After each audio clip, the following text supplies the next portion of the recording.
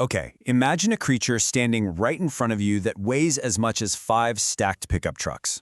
Welcome to this explainer. Today, we're diving into one of the most astonishing survival feats in human history, ancient mammoth hunting. Let's get right into it.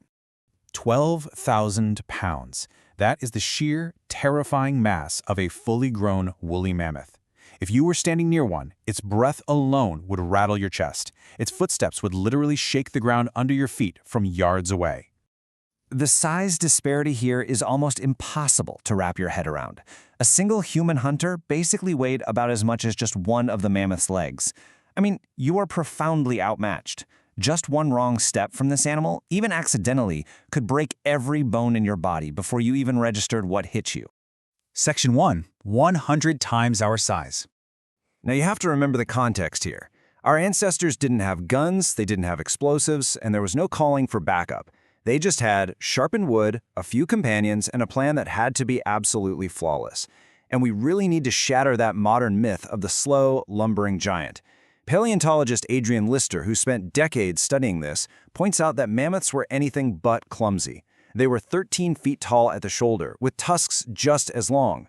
Plus, they were fast, smart, and lived in incredibly protective herds. If you threatened a young one, an entire herd of furious adults would come charging in within seconds. So how did they do it? Section 2. The mud trap strategy. Well, the answer isn't brute strength. Ancient humans didn't just cross their fingers and charge head-on. Instead, they took the beast's massive weight and turned it into its ultimate weakness. Hunters would deliberately drive mammoths toward steep ravines or soft, marshy ground. It's actually brilliant if you think about it. A 6-ton animal's greatest evolutionary advantage, its immense, crushing mass, is instantly weaponized against it the second it steps onto the wrong terrain. The sequence of this trap was terrifyingly effective. Step 1. The hunters push the mammoth using noise and fire from multiple directions. Step 2. The animal steps onto what looks like solid ground, but its front legs just sink. And Step 3. Complete immobilization. As the mammoth panics, its desperate struggling and violently swinging trunk only drive it deeper and deeper into the mud. Meanwhile, the light-footed humans, weighing just a tiny fraction of the beast, can move around the perimeter with absolute ease. Section 3. The patient standoff. You know, you can go ahead and forget everything you've seen in movies about a frantic screaming mob of cavemen. That is quite literally the quickest way to get killed. Archaeologist Gary Haynes points out that early hunters used a strategy closer to patient exhaustion and isolation than direct violent confrontation. Because mammoths were so dangerous when surrounded by their herd, the real work was actively and methodically separating a single animal from the group using perfectly coordinated movement. The psychological endurance of these hunters puts our modern patients to shame. At hour 1, they separate it from the herd. By hour 12, they're slowly exhausting the animal, keeping it trapped and stressed. And by hour 24, they are still just waiting for the exact right moment. Just imagine that grueling, quiet tension. You're freezing, you're hungry, watching the shadows lengthen, knowing for a fact that rushing in even 1 minute too early means a horrific death. When the strike finally happened, it was surgically precise. They avoided the head and those lethal 13-foot tusks entirely. Instead, they targeted the legs to further immobilize the struggling animal, and struck the throat and chest from the side. Archaeologist Daniel Fisher has looked at tons of mammoth remains, and the kill sites show clear patterns of coordinated strikes with stone-tipped wooden spears. No random stabbing, just disciplined precision. Section 4. The target debate. Now there is a super fascinating debate among researchers today. Theory A suggests hunters took on the massive risk of going directly after prime, fully grown healthy adults. But Theory B argues for a more pragmatic approach, suggesting they hunted already vulnerable, sick, or young animals, which, honestly, would have been considerably safer. So what's the actual answer? Well, it's highly likely both strategies were used.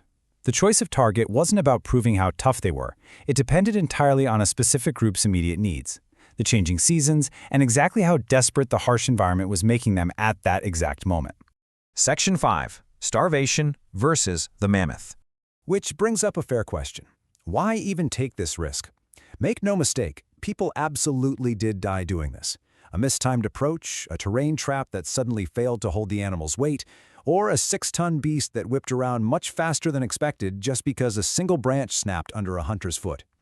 But here's the brutal, unforgiving reality of the Ice Age. Slow starvation killed far more people than dramatic mammoth encounters ever did. The absolute certainty of freezing and starving to death through a brutal winter severely outweighed the immediate, terrifying danger of the hunt. And the reward? It was literal survival.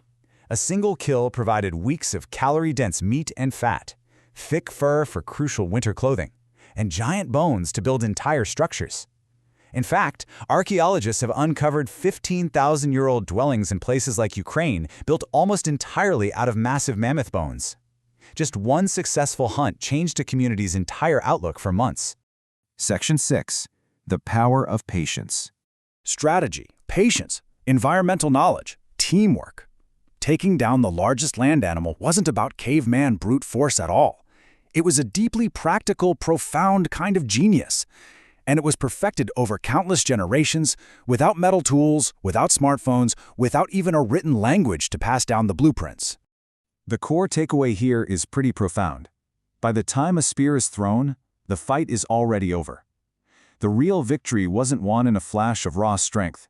It was won quietly, hours or even days earlier, through disciplined positioning, deep environmental awareness, and an unbreakable sense of patience. They won by refusing to fight on the enemy's terms. Think back to that massive size disparity from the beginning of this explainer. That tiny human isn't a victim waiting to be crushed. That human is a calm, strategic genius who conquered an impossible force by totally outsmarting it. Which leaves us with this final thought.